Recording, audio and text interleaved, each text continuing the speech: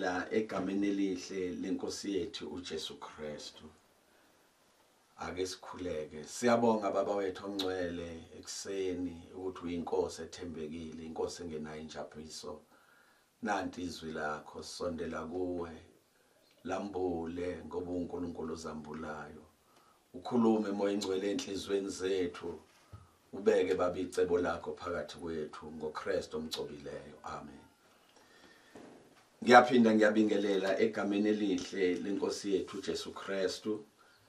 Ngiyamdumisa kuNkulunkulu ekseni ukuthi nangalolu suku siphinde sihlangane sisemakhaya. Izwi likaNkulunkulu lizongena emakamereni lapho sihlala khona. Lithi iBhayibheli konke kusebenzelana kube ngokuhle ngoba ithanda inkosi ababiziwe ngecebo layo.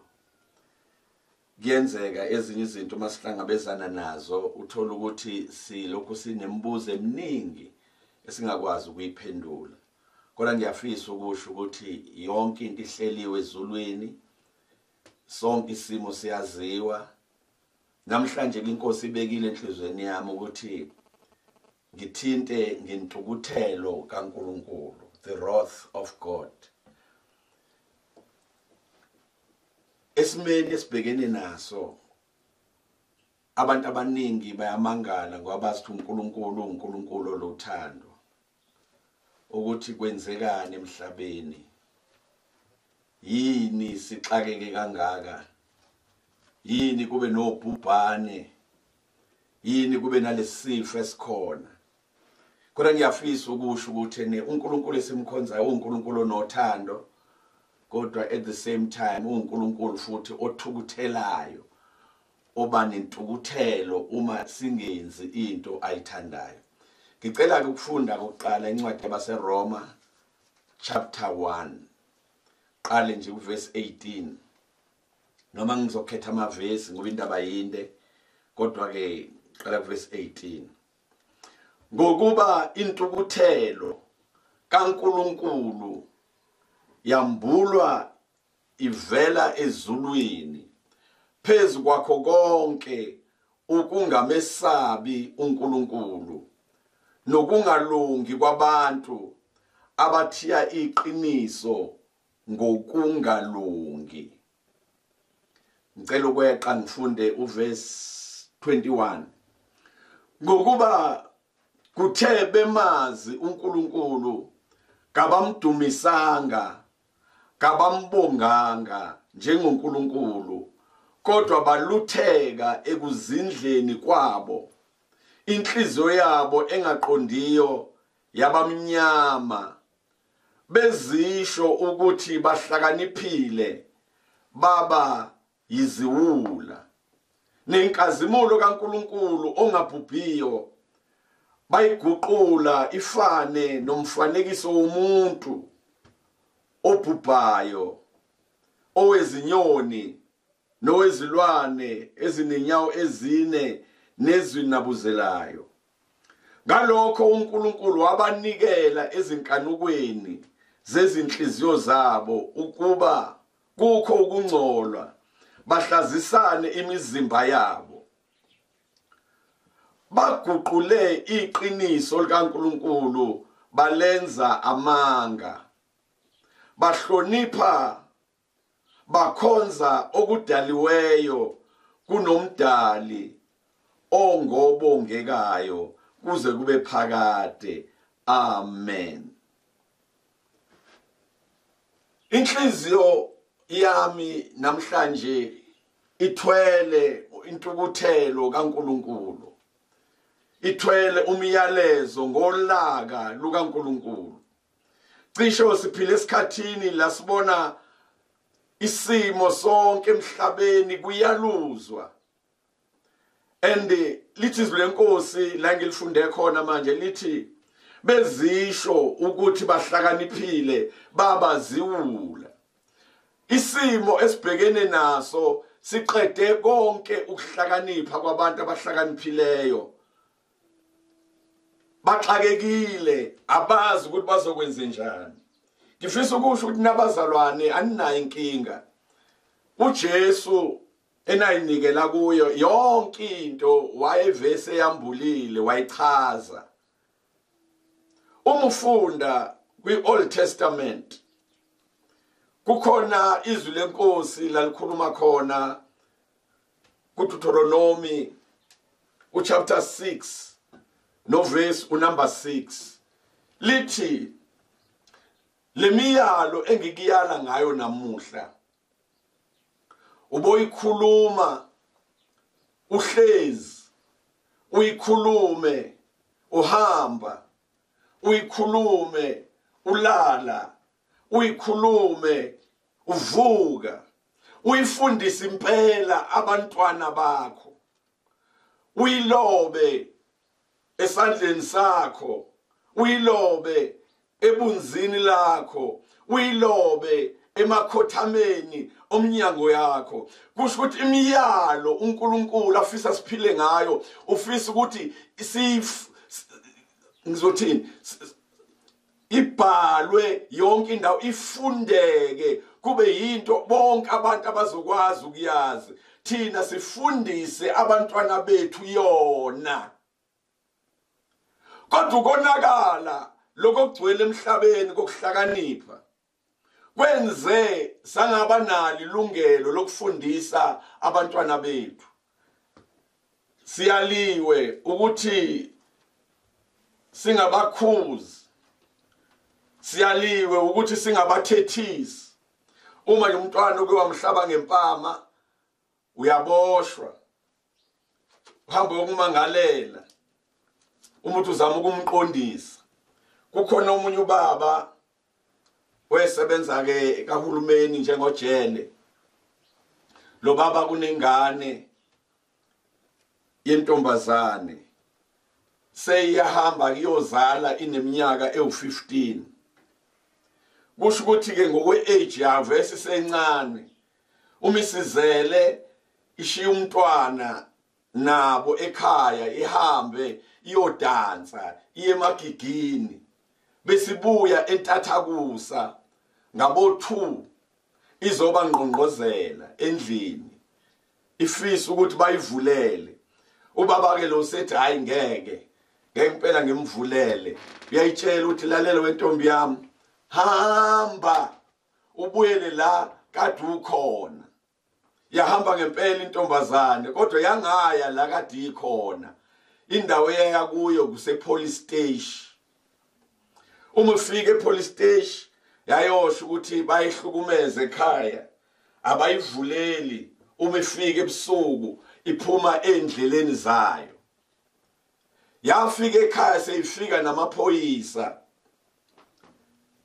Amaphoyisa afika atshela ubaba wasekhaya ukuthi uma uke waphinda wayenza lento oyenzayo ukuthi ingane imibuya ngo2 entathakusa ekseni ungayivuleli sizokubopha. Wadinga yena adansela isimo ngenye indlela. Lokho kusho izwi lenkosi ukuthi abantwana bethu sibafundise imiyalo kaNkulunkulu asakwazi ukwenza. Kulonyaka nje lo esikuwo u2020 le phezulu ku-United Nations ezizweni ezimanyeneyo lapho kususwa khona imithetho yonke ebusa wonke amazwe.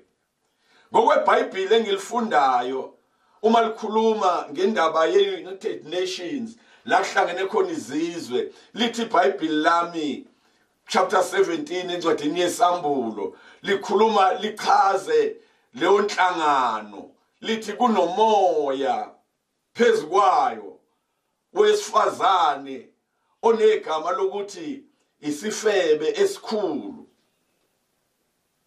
unina wezifebe zomhlaba, unina wamanyalo omhlaba. Ngoka chapter 17 isambulo verse 5. Manje ke zonke izizwe zincela lapho.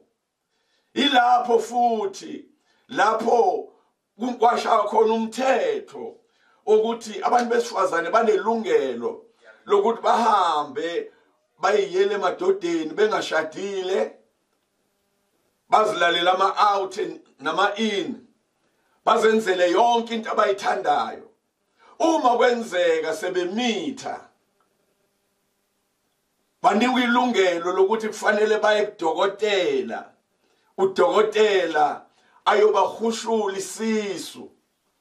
Umthetho lena ithathwa khona lapha phezulu.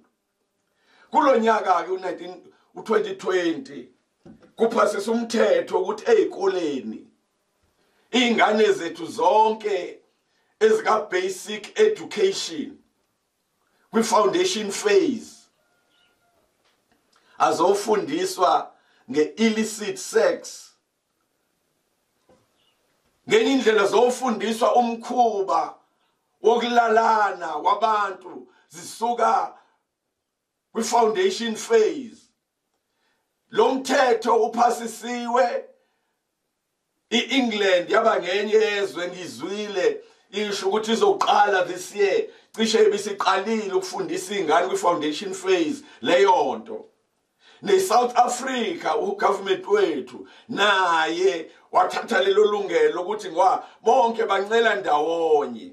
Ngifisa ukusho ukuthi iBhayibheli uma lichaza ngale ndaba le yesambulo chapter 17 ngiyithande njalo leyo ndaba lifundeka kanje. Kwase kuza enye yezingelosi eziyisikhombisa ezinezitsha eziyisikhombisa yakhuluma nami yathi, woza lapha ngikutshengise ukwahlulelwa kwesifebe esikhulu esihlezi phezu kwamanzi amaningi. Uverse 2 wakhona, afeba naso amakhosi omhlaba nabakhileyo emhlabeni badakiswa iwayini lobufebe baso.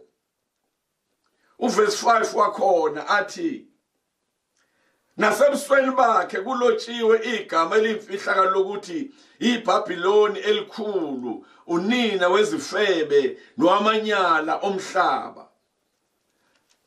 Lithi izwi lenkosi la verse 15, yayisithi kimi amanzi owabonayo lapho sihlezi khona isifebe angabantu nezixuku nezizwe nezilimi.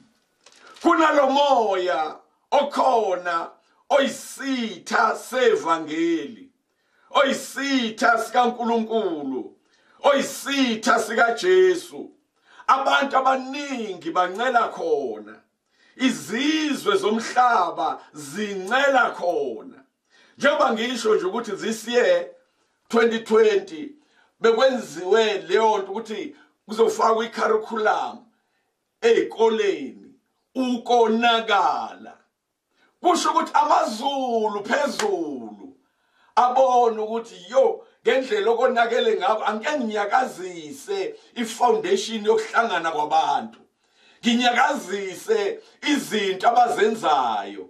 Wadedela intukuthelo lena khuluma ngayo namhlanje, okukhulunywa ngayo namhlanje kuthiwa icorona virus.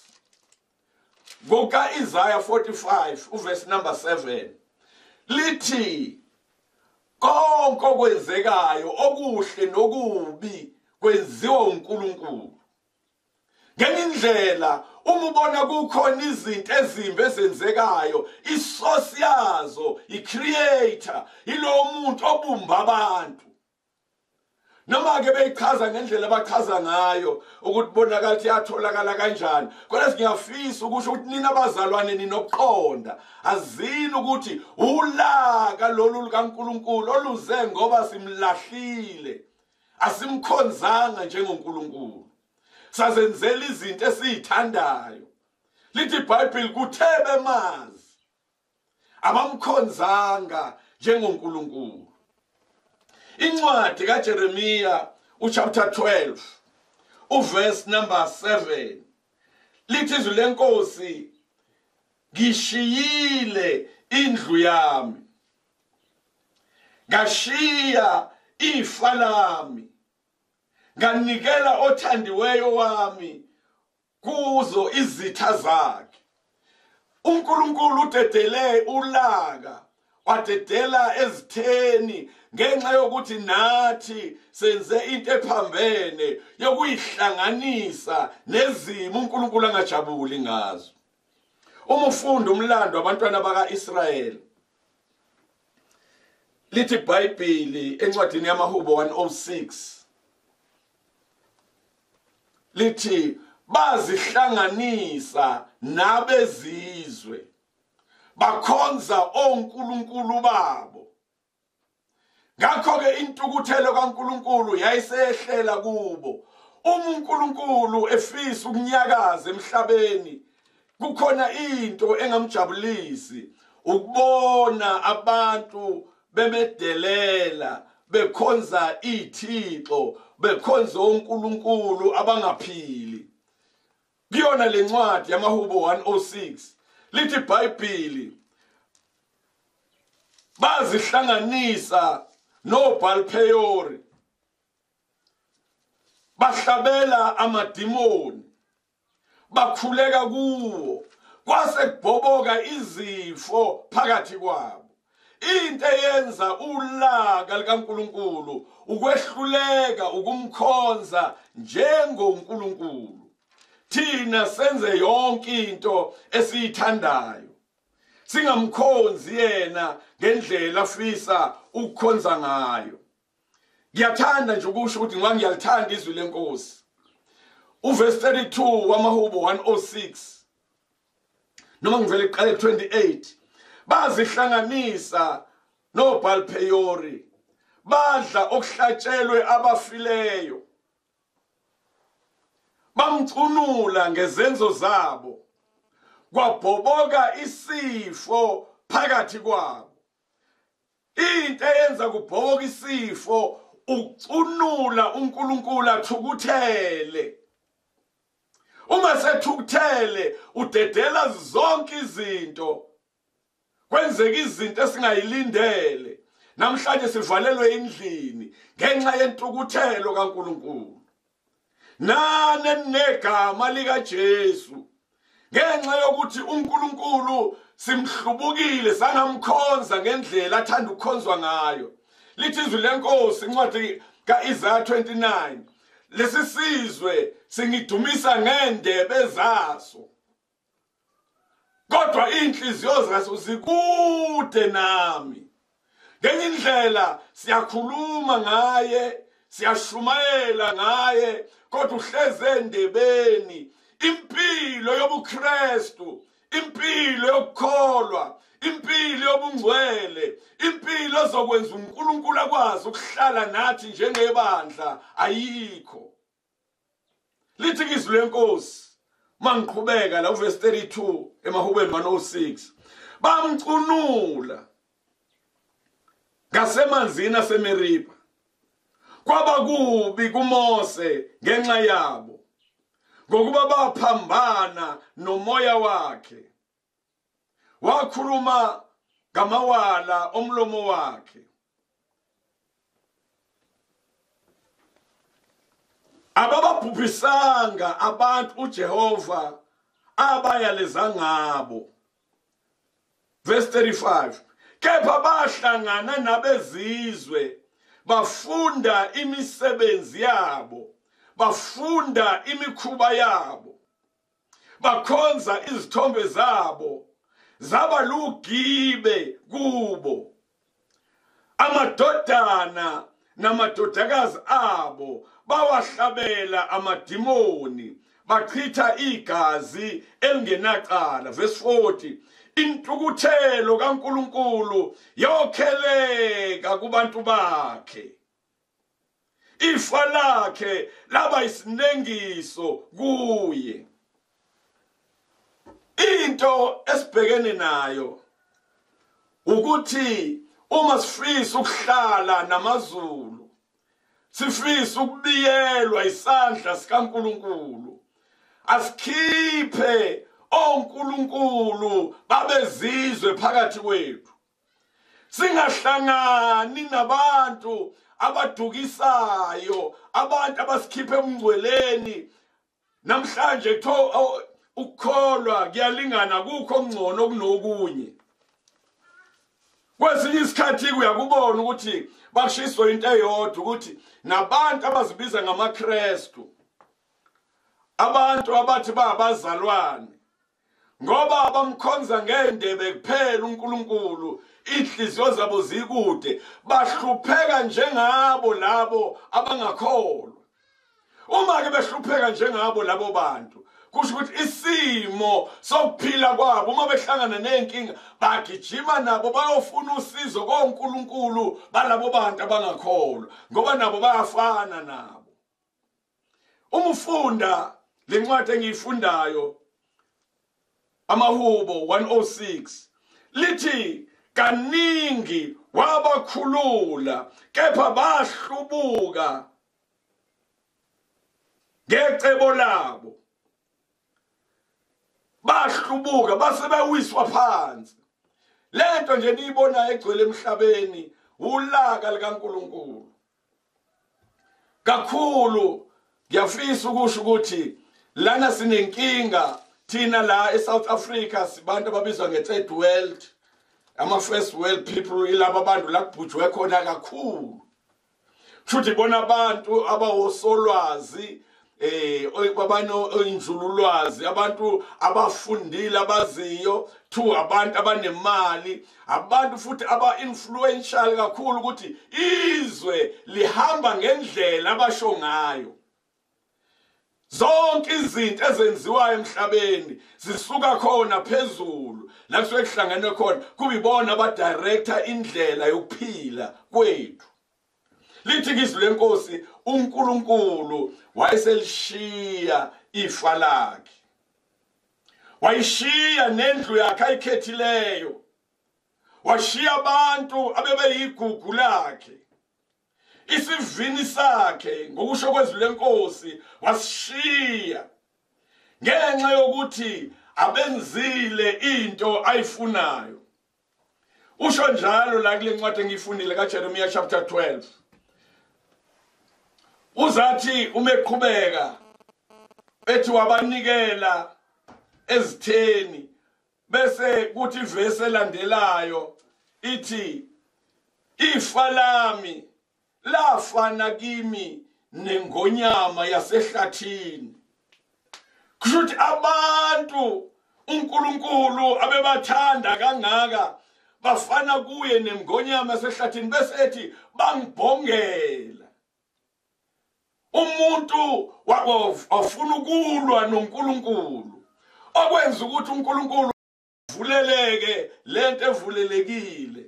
Mina ngiyanicela nani bazalwane ukuthi nilungise indaba yenu, ningaba amakholwa ngendebe zomlomo kodwa impilo yokukholwa ingekho. Khona abantu abakholwayo ukukholwa kwabo okusuka ekhanda kuphela okhalo, ngezansi kokhalo abasakholwa, bazenzela noma yini abayithandayo. Kube khona abanye abakholwayo ngezansi kokhalo kodwa umukhuphuka uya ngenhla abakholwa bakhuluma noma kanjani, benza noma kanjani. Kubalulekile ukuthi niqonde lokhu uNkulunkulu uyanyanya isono. Into angayifuni emhlabeni isono, and isono siyimbangela yosizi lwethu, isono siyimbangela yokuhlupheka kwethu. Yakhumbula ngelinye ilanga evakashela uAbraham, lithi izwi lenkosi uAbraham wabona amadoda amathathu ezodlula lapha emise khona itende lakhe. Uma lamadoda eza kwasho ukuthi uAbraham uyindoda ke esaba uNkulunkulu, wayese wa-invite wawamema ukuthi hawu nobe ndlula ngicela nike nithi gozololo nginenzela ilunch. Ayisevuma lamadoda ahlala phansi kwesihlahla, wayesephuthuma unkosikazi wakhe uSara wayomtshela ukuthi akalungise amaqebelengwane. Waphuthuma yena ezilwaneni zakhe ayifuyile, wabamba ithole lisencane wacela ukuthi abalungise masinyane. Emva kwaloko mase kulungiswe basibeyanikwa laba bantu badla. lithi iBhayibheli wayebukela uAbraham bedla. Uma sebeqedile ukudla sebekhuluma isibusiso phezu kwakhe, bathi njengoba uSara engabathola abantwana ngalesikhathi ngonyaka ozayo yobuseka, lize lithi iBhayibheli uSara wayesetendeni ngoba baqale bambuza bathi uphi uSara umngakho, ngoba yikho into uJesu angayazi. Umbiza ngegama uSara, uphi uSara umngakho, nawe uyaziwa ngegama lakho. Uthi lo munye hayi usetendeni. Uthi ke ngalesi sikhathi ngokwenzela isibusiso, lithi iBhayibheli uSara wezwe esetendeni wahleka, ukuthi awusengimdala ngingaka ngojabula nomyeni wami esekugile ngaka sojabula. Lithi iBhayibheli yayisisho ingelosi kaNkulunkulu ukuthi awuhlekile uSara. uSara wathi ayangihlekanga, athi hayi uhlekile. Kodwa emva kwaloko basebethi ke hayi sathi ukuhamba wabaphelezela uAbraham. Uma baphelezela uthi ke lo elithi iBhayibheli likhuluma ngalithi uNkulunkulu ngiyakholwa kwakuyena uJesu, noma ingakazalwa uMaria kodwa ngiyakholwa kwakuyena. Ngoba lithi iBhayibheli akekho umuntu ongabona ubuso bukaNkulunkulu abuyaphile, kodwa kukaJesu buyabukwa ubuye uphile. Lithi izwi lenkosi bahamba bewufongo Abraham ebaphelezela endleleni. Usethi ke lo munye angikwazi ukufihlela uAbraham into engizoyenza ngoba umngani wami, angikwazi ukumfihlela. Uyamxoxela ukuthi njengoba ngila ngehliswe iphunga lesono saseSodoma naseGomora elikhuphukile lafinyelela ezulwini, mina ngehlile ukuzobona ukuthi kunjengoba ngizwile na. uAbraham kuma kwesezama ke lapho ukungena phakathi kaNkulunkulu neSodoma, ngoba ekhumbula ukuthi kunengane uLot olapha eSodoma. Wazama ukuthi acele ukuthi uma bewu50 abantu ngalibhubhisa yini uzohlanganisa olungileyo nomubi, wathi cha ngeke ngikwenze, ngeke ngize ngimbhanqe olungileyo nomubi. Ngifisa ukusho kunina abazalwane ukuthi nalolu laka olukhona ngeke lubhanqe uma ube kahle phambi kwenkosi, ngeke ubhanqwe nababi. Uma inkosi lethu kwahlulela ngenxa yokungamesaba uNkulunkulu naphakathi ebandleni, ngoba incwadi kaHezekiya chapter 9 iyakhuluma ngokushaya uphawu kuthiwa kuzobhujiswa abantu, kodwa sekuthiwa gijima omunye phambili ozobeka abantu uphawu emabunzini abo, bese kuthiwa ingelosi ebhubhisayo yona elandela ngemuva ayenza isiqiniseko sokuthi abanophawu ayibathinti. Kukhona into engiyizwayo ke eshiwo uHezekiya ekhala ethi ngagcina sengisele ngedwa kade ngingenwe phakathi endlini kaNkulunkulu, ngoba kuyenzeka abantu babesendlini kaNkulunkulu kodwa bengaphandle kaJesu. Into ebalulekile ukuthi fundani ukuthi nimeme njengoba wamenywa uAbraham. And isono saseSodoma ethi ngiyobuka ukuthi kunjengoba ngizwile na, kunjengoba kufinyelele kimi na. Lithi iBhayibheli uAbraham wasala noNkulunkulu, ingelosi ezimbili zakhona eSodoma.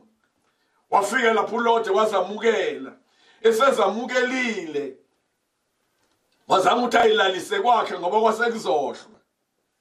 Bafika abantu baseSodoma nokonakala kwabo, ukonakala kobungqingili, lento emisiwe emhlabeni yaphakanyiswa ukuthi singahlukumeza abanye abantu.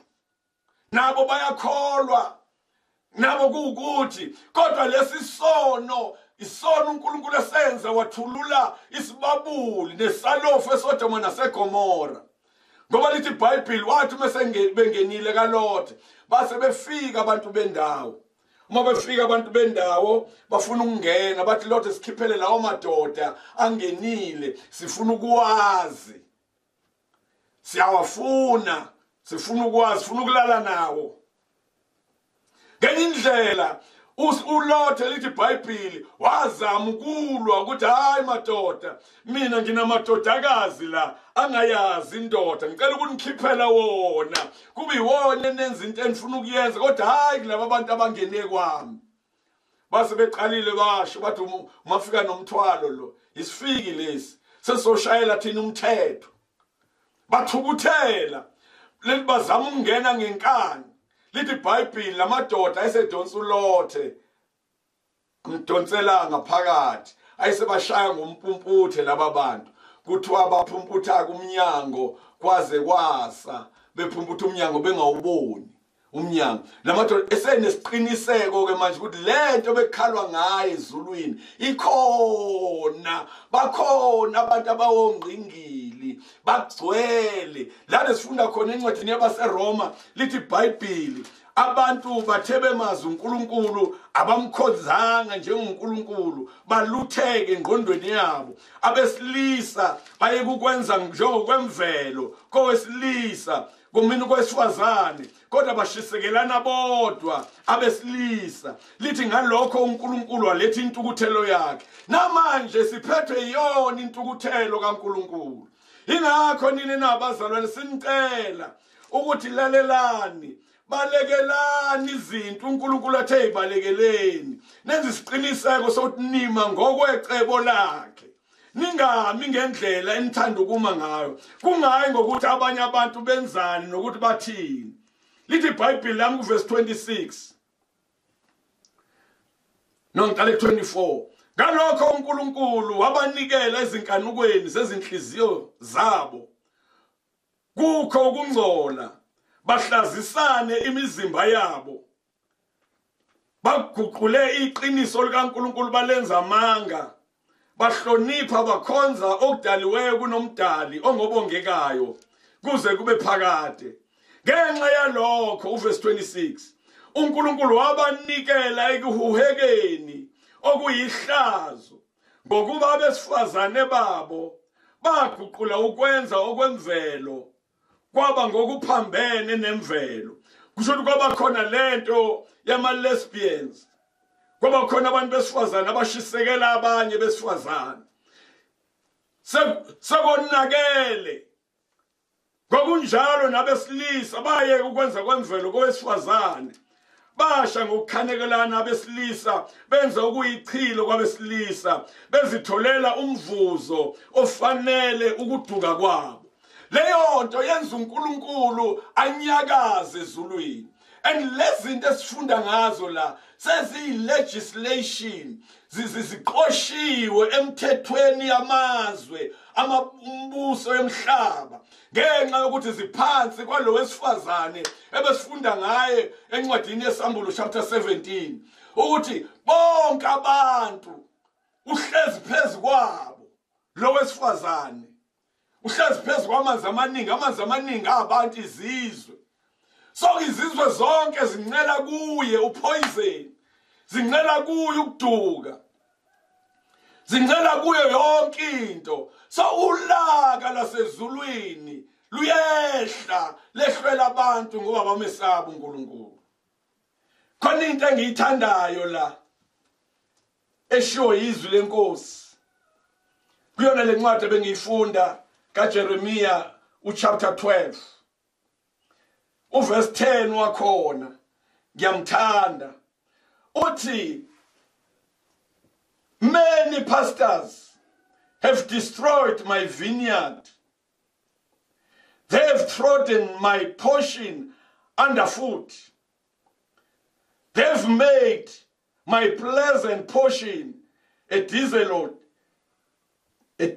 desolate wilderness. In other words, abafundisi ibona abaneqala la iBhayibheli kamanye kodwa ngenhlanhla leli lesizulu leli engiliphethe la liyasho lithi abelusi kodwa amanye athi ababusi kusho ngendlela kwenzela ukuthi ene uyifocus yakhe ingabheki la konakele khona ifocus yakho ibheke abantu abaphethe amazwe kanti inkinga enkulu yonakele endlini kaNkulunkulu ibona benze kwaba incithakalo ifa likaNkulunkulu, bayeke ukushumayela iqiniso, bayeke ukukhuluma izinto ababefanele ukuyikhuluma.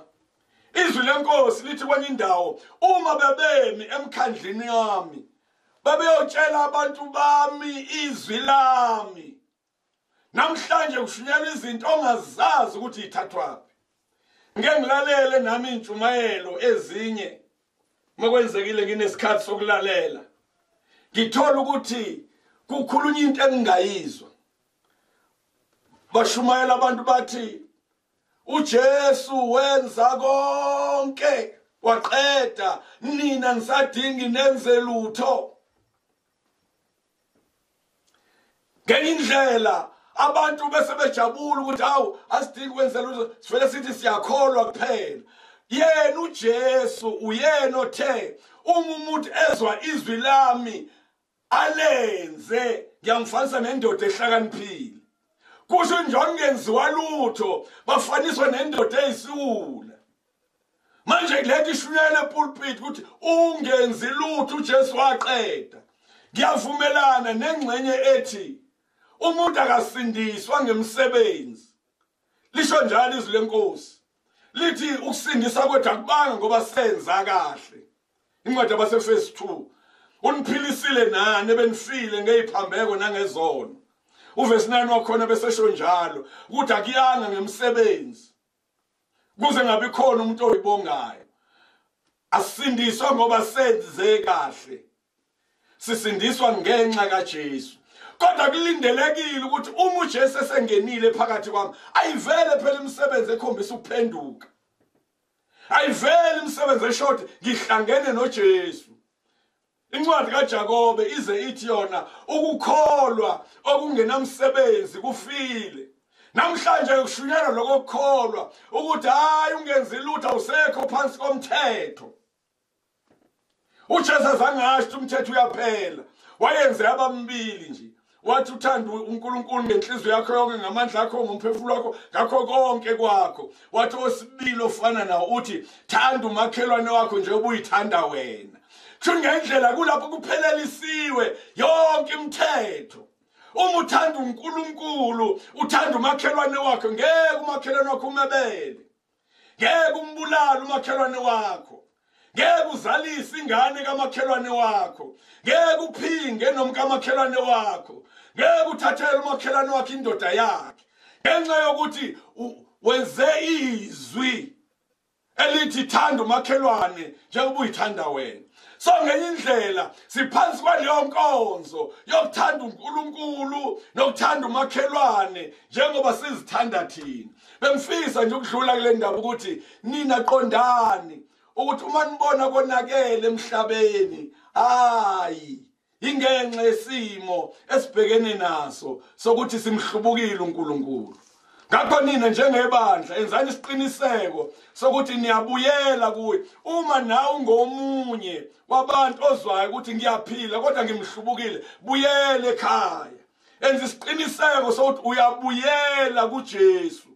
Ngoba uma ubuyele kuye uyokwakhiwa, uyohlunyelelwa, uyonikwa ilungelo abantu abanye abangenalo.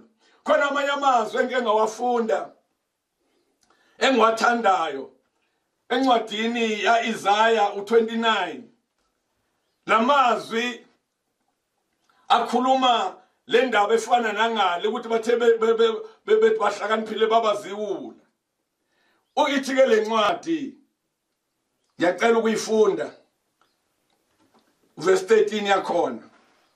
Yathi inkosi ngenxa yokuba laba bantu basondela bangidumise ngemlomo yabo nangezindebe zabo, kodwa bazidedisile kude nami izinhliziyo zabo, nokungesaba kwabo kungumyalo wabantu abawufundisiweyo nje.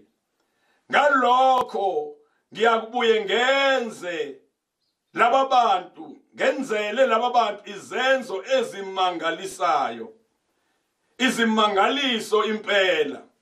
Ukuhlakanipha kwabahlakaniphileyo babo kuyakuphela, nokuqonda kwabaqondileyo babo kuyakusitheka. In other words, lithi izwi lenkosi, the wisdom of the wise shall perish. Yabona sibhekene nalesimo se-coronavirus. Sebezamile ongcweti kweze science. Abagogodile. Kodwa abafinyeleli labethola khona ikhambi. Ngoba kugcwaliseka izwi elithi ukuhlakanipha kwabahlakaniphileyo kuya kuphela. Bese liqhubeka lithi understanding of the prudent shall be hidden. In other words, uqonda kwabantu abahlakaniphileyo nako kuyakufihleka. Siphila kuleso sikhathi. Baxakekile bafuna ikhambi abalitholi. And sinali ikhambi, ngiyafisa ukusho, nina enikholwayo ninali ikhambi, nele coronavirus ninalo, ngoba uJesu wethu welapha zonke izifo. Kuthiwa ngemvimbe u13 anashayo nemhlane, zonke izifo zabalelwa khona, nesazofika, ongesiyona i-coronavirus noma izipho ezizayo, kodwa zabalelwa kuleyo mvimbe uJesu ashaya yona. Ikhambi uJesu waseNazaretha. Kubalulekile ukuthi niqonde lokho. Ngikhumbula ngelinye ilanga encwadini le incwadi ya Mark, Saint Mark, Mark, chapter 4, lithi iBhayibheli uJesu wehamba nabafundi bewelela ngaphesheya. Lithi izwi lenkosi ke besawela ngaphesheya uJesu wayeseyilalela kwikhepini ekhathele lemuva wayilalela. Kwase kuba nezivunguvungu. Umkhumbuzo ufuna ukuzika wagcwala amanzi. Base beya kuJesu abafundi bamtshela bathi weJesu nanku sifa, bamvusa. Uma sebemvusile uJesu wabasola ngokungakholwa kwabo. Wabathethisa ngokungakholwa kwabo. Wayesetshela ulwandle nomoya wathi akuthule kuthi du. Uma seshile lokho kwaba khona ukuthula ongakazi ukubona. Baze bamangala laba kade besaba ukuthi bazofa babulawa ulwandle. Baphinda besaba kakhulu mase besathi ukuthi kanti ubani lo esihamba naye othotshelwa ulwandle nomoya. Ngiyafisa ukusho ukuthi lo Jesu esikhuluma ngaye uJesu othotshelwa ulwandle nomoya. Khona isikhathi nathi sasenze imvuselelo kwenye indawo ese-Underberg. Kwaku-1995 kudala. Uma senza imvuselelo lapho bese simisa-ke itende eduze kwesitolo la sasothola khona ugesi. Bese-ke siyashumayela-ke iy'nsukwana. Sathi saqhubeka sishumayela iy'nsukwana ngelinye ilanga ebusuku. Kwaba nesivunguvungu esikhulu. Kwathi uthina sisekharavanini, sezwe ikharavani yethu inyakaza. Sase siyavuka siyaphuma so-check-a lona itende. Itende ke lalilikhulu. Liwu-27 by 15. Ubukhulu bale meters. So lilikhulu itende sathi asili-check. Uma ke sili-check itende sathola impela kunesivunguvungu phandle njalo sinyakaza ikharavani. Kodwa kwaba khona into esimangazayo. Sathola ukuthi uma sesikhona kukhona into esusa ama-pegs lawa esishayela esisekele ngawo itende abamba intambo ezibamba itende. And lama-pegs acishe awu 1.5 meter ubude. Kodwa manje siwashaya kashona. Kodwa lento yewasiphula ngokusheshsha. Within few seconds sasibona ama-pegs awu5 esephumile. Sabona ukuthi idemoni leli. Sasesibiza leli gama likaJesu elinikelwe ebantwini basinde ngalo. Uma silimemeza leli gama likaJesu kwanqamuka ukukhishwa kwama-pegs ngoba ekhishwa ngolayini. 2 kwakunefu elaliphezu kwethu. Thina sasi lesi siphepho esenzekayo akusona isiphepho esikhona emhlabeni wonke kodwa sikhona la kukhona thina. uma sibiza leli gama kunqamuka lenunu ebisiphula ama-pegs nalefu ebeliphezulu lahamba kwaba khona ukuthula lokho okwaba khona olwandle. Ngisho leli gama eniliphethe ayikho into engayenzi. Uma uzwa kukhulunywa ngoJesu, khulunywa ngegama elinikiwe ebantwini elithi izwi lenkosi alikho elinye igama elinikiwe ebantwini abangasinda ngalo. Uma udinga ukusinda noma inhloboni yenkinga noma inhloboni yesifo, nathi leli gama likaJesu. Bayawela koJesu kubawelela ngaphesheya. Uma befika ngaphesheya, into engimangazayo lithi iBhayibheli bawelela ezweni lamaGadara. Lelo zwe lelo kuthiwa kwakukhona indoda eyayine mental confusion. Ishwa ngamaketanga iwaqhabula, ifakwa ozankosi ibaqhabula, ihlala emathuneni, izilimaza, izisika, ihlala khona ingena kuthotshiswa umuntu. Kodwa ukufika kaJesu kulelozwe lithi iBhayibheli yona leyo ndoda yagijima yaya kuyena uJesu yafika yaguqa, and lithi izwi lenkosi he worshipped him, yamkhonza. Le ndoda enomoya yaya kuJesu yafike yamkhonza. Lithi iBhayibheli uJesu wayeseyala omoya bakuyo, ngoba umuke waya kuJesu omoya bakuwe bayahamba, omoya bacindezele bayathutha. Uma kwenzekile wenza imistake wahlangana nabantu ababazalwane, wagcina wena unabantu ababazalwane kodwa uJesu engekho kuwe, uba nenkinga. Lithi izwi lenkosi lo muntu ke emva kwaloko imoya yakhuluma yasho ukuthi wena siyakwazi ukuthi umubani unguJesu.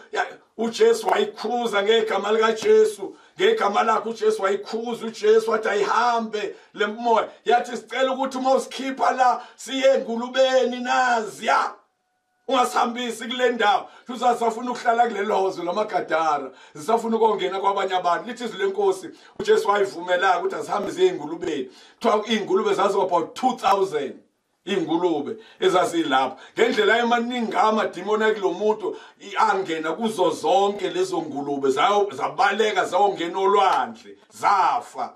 Lithi iBhayibheli abelusi bagijima bayoreport emakhaya ukuthi nansi inhlekelele ingulube besiyilusile zingena olwandle zonke zafa.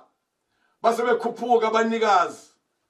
Mabefika lapha bafica uJesu nale ndoda bekuthiwa iyahlanya ihlezi lapho noJesu isemqondweni wayo ophelele, amadimoni ephumile, ngoba likhe elinye igama elinikiwe ebantwini ongasindwa ngalo, igama likaJesu kuphela. Base bemncenga uJesu, bathi Jesu siyacela usihambele endaweni yakithi nasezweni lakithi, hamba impela, hamba impela. Lithi iBhayibheli uJesu wayesebuyela emkhunjini futhi babuyela ngaphesheya la babeqhamuke khona. Into engiyibukayo kule ndaba ngibuka ukuthi uJesu wayevese ne-appointment nomuntu okhwelwe womoya. That is why wathi akuwelele ngaphesheya, ngoba uJesu ayikho into angayazi. Ngelinye ilanga wakwaba ne-appointment nowesifazane waseSamariya wexa kweyisimilo sakhe. uJesu watshela abafundi abahambe bothenga, yena wasala ngasemthonjeni walinda lo wesifazane, ngoba yikho into angayazi. Nangawe ayikho into angayazi. Okwakho nje gijimela kuye, umnika ilungelo lokuthi abe inkosi. Lithi iBhayibheli babuya bawelela ngaphesheya.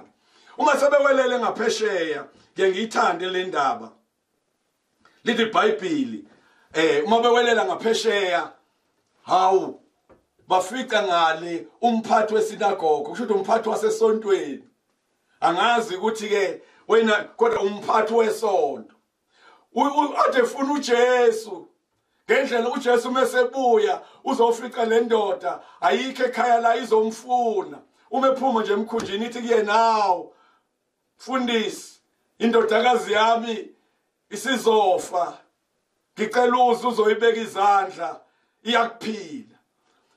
Lo wesilisa lithi iBhayibheli uJayiru igama lakhe Jairus lithi iBhayibheli base beyahamba noJesu bebheke ekhaya noma umphathi wesonto wayazi ukuthi udinga uJesu baningi abantu abasonto amasikhuluma ngoJesu athi ngisonto ngoba nginaye kanti akanaye ubonakala mase kuhlangana nenkingi ukuthi hey wena ndoda awunaye uJesu nanku ugijima uyofuna usizo kwenye indawo le ndoda yenza show ukuthi iyamfuna uJesu mabe sahamba ke endleleni lithi iBhayibheli lami isixuku sanamathela uJesu ngoba isixuku esimthanda uJesu singasuki kuye le khona bekuba nesixuku lithi iBhayibheli kanti phakathi kwesixuku khona owesifazane usehlupheke for 12 years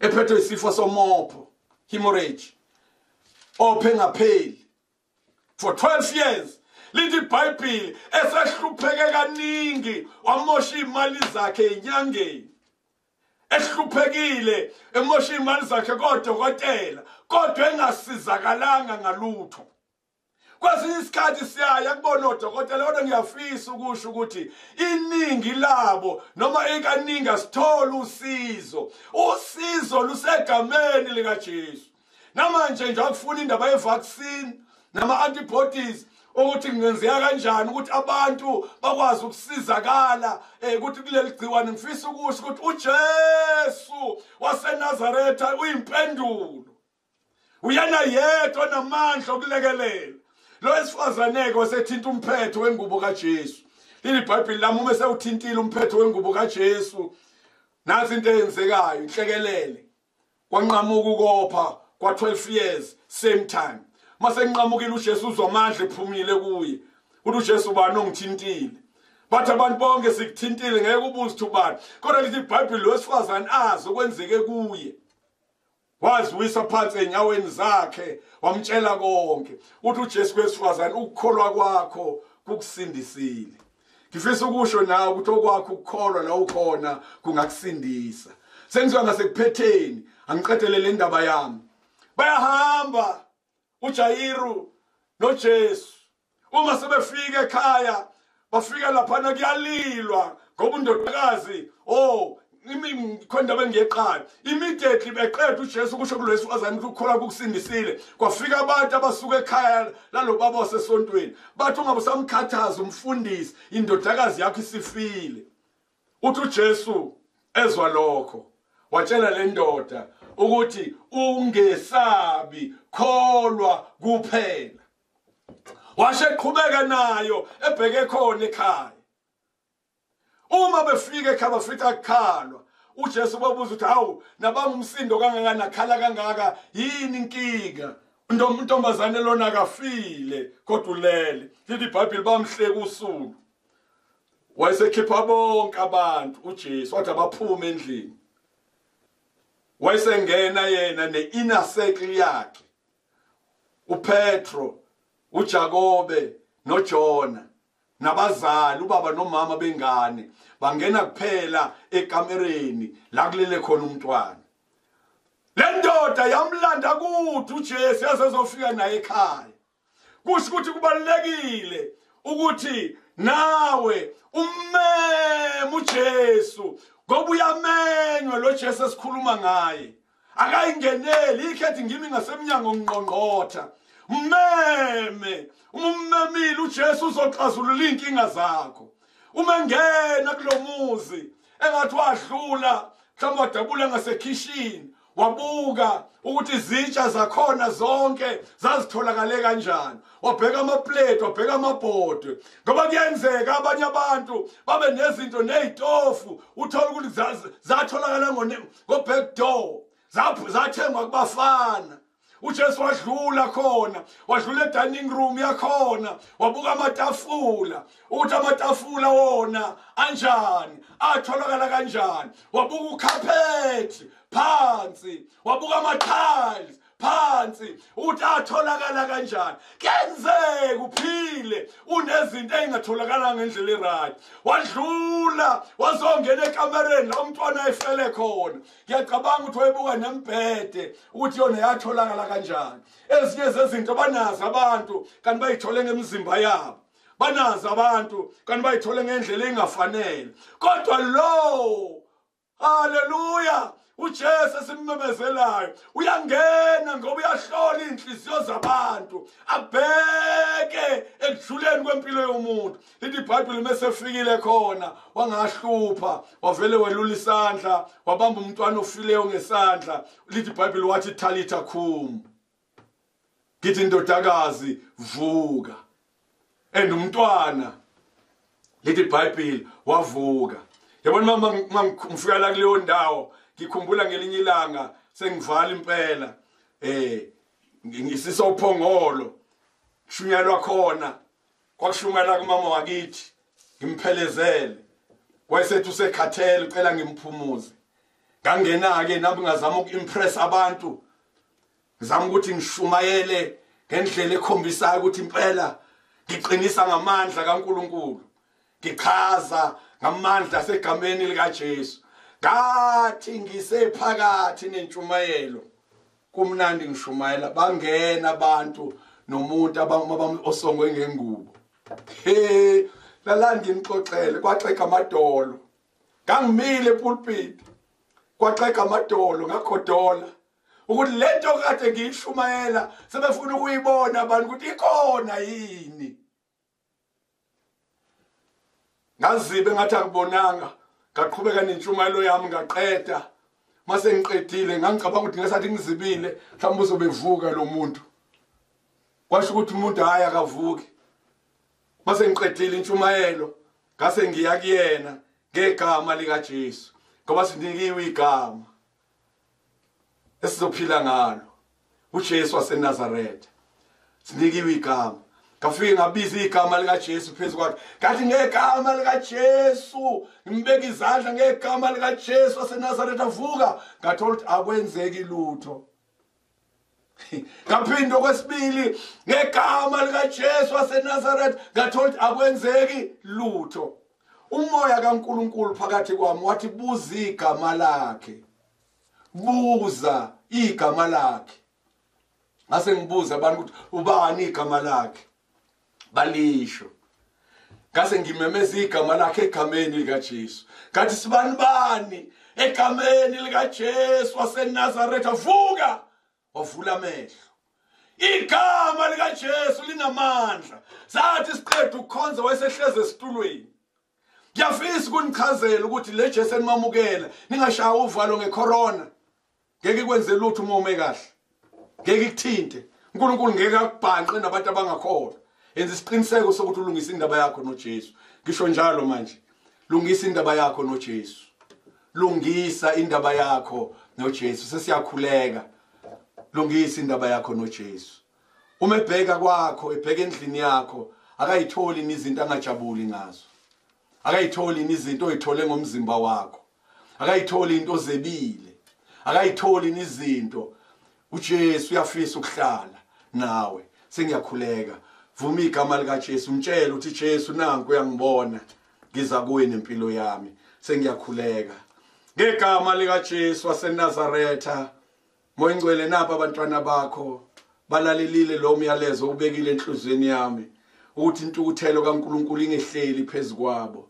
Bathatha isinqumo sokungamkhonzi ngendebe zinhliziyo, ngendebe zomlomo, kodwa bamkhonze nangenhliziyo yabo, baphelele kuye. Ngiyakhuleka ukuthi isandla seluliwe sika Jesu sithinta ukuphila kwabo.